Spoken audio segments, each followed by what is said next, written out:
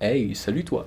Bienvenue dans cette vidéo, je vais te présenter un setup de studio photo pour 150 euros, ce qui est pas cher je trouve, parce que c'est quelque chose qui coûte très cher normalement. Donc là on va faire petit budget et quelque chose de très cool quand même.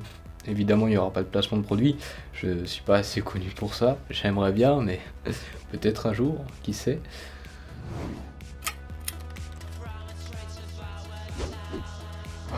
On commence par le plus important, c'est la lumière. J'ai choisi un flash Cobra. Alors pourquoi une seule source de lumière? Parce que c'est suffisant pour commencer. Il y a moyen de faire déjà beaucoup de choses avec une seule source de lumière. Pourquoi un flash? Tout simplement parce que c'est plus puissant que la lumière continue. Et du coup c'est plus adapté aux photos de studio. Parce qu'il y a moyen de faire plus de choses en fait. On peut vraiment étendre les possibilités. Après le mieux c'est d'avoir les deux, continu et flash. Mais la lumière continue c'est plus pour la vidéo que c'est top. Pourquoi un flash Cobra? Parce que c'est transportable de 1. De 2, parce que c'est suffisamment puissant, on va pas se cacher pour débuter, hein, évidemment c'est suffisamment puissant. Et puis parce que ça coûte moins cher qu'un flash de studio qui serait aussi TTL. Pourquoi TTL? Et parce que en fait si c'est pas TTL, il faut rajouter un récepteur sur le flash et du coup on peut plus contrôler l'intensité des flashs à distance. Donc c'est dommage. Alors confirmez-moi ça s'il y en a qui s'y connaissent là-dedans.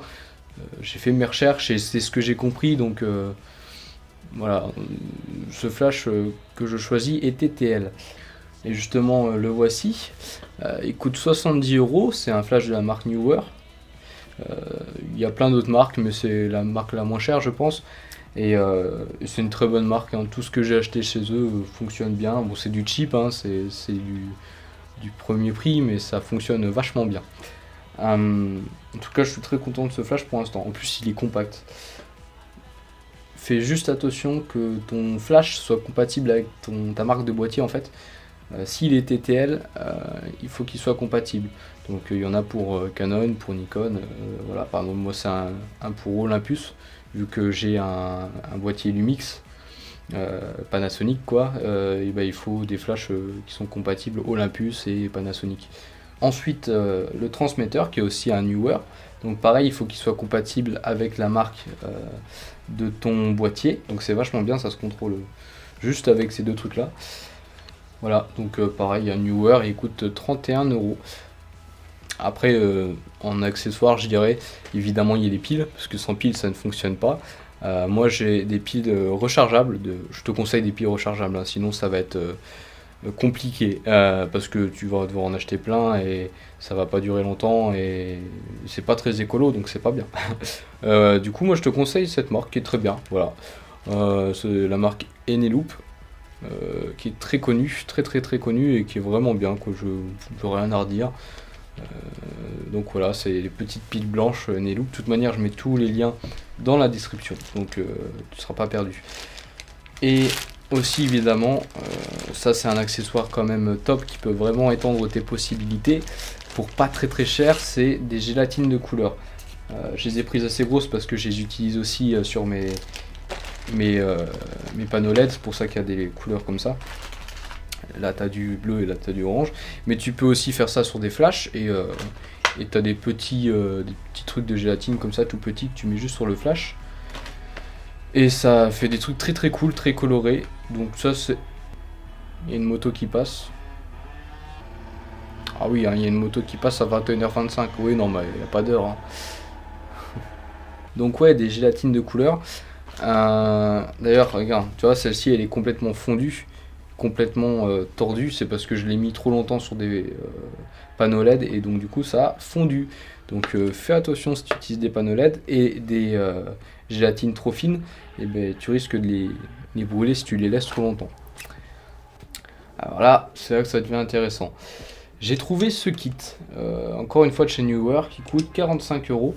Il comprend 2 trépieds comme celui-ci, 2 fixations pour flash comme celle-ci, 2 parapluies blancs comme celui-ci qui sont plus des diffuseurs en fait, et 2 parapluies noirs avec intérieur argenté comme celui-ci.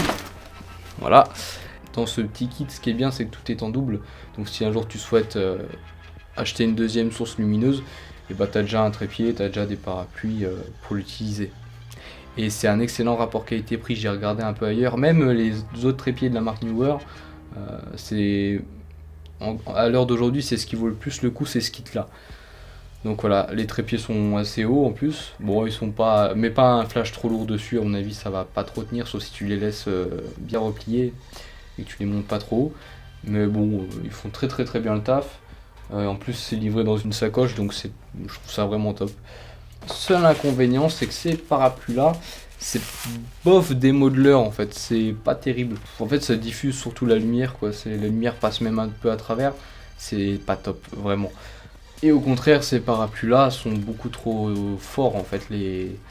La lumière est trop dure. Tu peux t'en servir, ça à la limite, cela tu peux, si tu veux faire vraiment une lumière dure, tu peux. Mais le mieux, c'est de combiner les deux. Et c'est ce qu'on va voir tout de suite. Alors, il faut que tu chopes un truc qui ressemble de près ou de loin à une pince. Ça peut être vraiment n'importe quoi, même tes doigts ça fait l'affaire. Les ciseaux ça marche très bien d'ailleurs, hein. Moi c'est ce qui a le mieux fonctionné, donc voilà. Donc tu ouvres ton parapluie, tu enlèves en fait le petit fil de fer, alors ça c'est la partie la plus dure, qui est au niveau du petit plastique blanc qui coulisse dans le parapluie en fait, au niveau de la tige principale. Il y a un petit truc qui coulisse et qui permet d'ouvrir et de refermer le parapluie, et donc il faut que tu enlèves le petit fil de fer et que tu décroches tous les petits maillons, tous les petits, on appelle ça des baleines, hein. Les tiges du parapluie, donc il faut que tu les enlèves toutes. Ensuite tu dévisses la petite partie supérieure en plastique. Tu gardes évidemment ce petit bouchon et le fil de fer dans un coin. Ensuite tu enlèves les baleines du petit plastique blanc qui les maintient au niveau des extrémités. Tu le retournes. Là tu enlèves la tige principale du tissu. Donc ça va faire un trou. Ensuite tu n'as plus qu'à enlever les petits anneaux qui maintiennent les baleines au tissu. Alors, il faut que tu enlèves un petit peu au fur et à mesure. Donc tu les enlèves tous de moitié et après tu tires dessus. Ensuite pense bien à remettre le fil de fer et le petit capuchon sur le squelette, je dirais, de ce qui reste du parapluie. Comme ça t'évite de le perdre si un jour tu veux le remonter. Tu prends ton parapluie argenté. Et alors là, tu as deux solutions, soit tu mets des élastiques, mais c'est galère, après c'est plus joli quoi, soit tu mets une pince à linge, c'est beaucoup plus pratique, mais bon, c'est plus visible et tu as peut-être l'air d'un amateur quoi, donc c'est toi qui vois. Ensuite, avant de refermer le tout, bien sûr, tu fixes la petite accroche pour mettre le flash. Ensuite, tu fais passer la tige principale dans le trou et tu finis de refermer le tissu blanc sur le parapluie. Et voilà, c'est fini. L'avantage c'est que si un jour, je sais pas, t'as envie de te révolter, bah tu peux toujours remonter le parapluie blanc. Si un jour tu penses en avoir besoin aussi, tu peux. Allez, fais attention aussi à pas te couper parce que les tiges sont en alu et c'est très fin et ça coupe très facilement, hein. Moi je me suis coupé, voilà, c'est pour ça que j'ai un pansement. Et pour le remonter, bah c'est tout mais à l'envers. Voilà. Un conseil, fais tout ça doucement, prends ton temps et visualise le truc, sinon tu risques de t'emmêler les pinceaux. Ce qui est cool avec le setup que je te propose là, c'est que tu peux toujours le faire évoluer. Si tu veux rajouter un flash, ça peut même être un flash de studio qui est TTL, et bah tu peux, il sera compatible avec cet émetteur là, et tu pourras très bien l'utiliser avec le flash, donc ça c'est super. Tu peux aussi mettre des lumières continues parce que tu as un deuxième trépied, donc si tu veux tu peux acheter des panneaux LED comme moi. D'ailleurs je te les aurais bien mis dans la description mais malheureusement ils ne sont plus disponibles nulle part, j'ai regardé. Et c'est dommage parce qu'ils étaient vraiment bien mais franchement t'en trouves des pas chers. Et tu peux aussi faire une ring light, alors ça se fabrique. T'achètes des bandes LED sur internet ou n'importe où et tu regardes sur internet, il y a plein de tutos pour en faire et c'est presque gratuit en fait, t'as juste à acheter des LED, ça fait un super effet dans les yeux et même sur la peau je trouve vraiment il y a beaucoup de détails.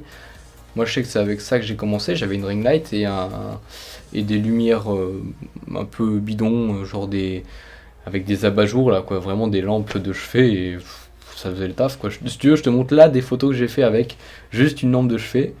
Et là, je te montre des photos que j'ai fait avec ma ring light. Donc ça, c'est au début. Hein. C'était vraiment au tout début que je faisais de la photo. Donc, don't judge me, please. Voilà. Puis après, tu pourras acheter aussi d'autres modeleurs encore plus grands qui du coup feront une lumière encore plus diffuse. Voilà, comme celui-ci, qui est très très cool. Mais il y a vraiment plein de choses. Hein. Les bols beauté, enfin, il y a plein de trucs. Les nids d'abeilles, plein de choses qui servent à diffuser, à modeler. Donc, je te laisse regarder ça. Et ben voilà. Il me reste plus qu'à te souhaiter une bonne journée, à te souhaiter d'être meilleur dans ce que tu fais, d'être de plus en plus fort, d'être libre, d'être passionné, tiens, d'être bienveillant et d'être tout ce que tu veux être. Voilà.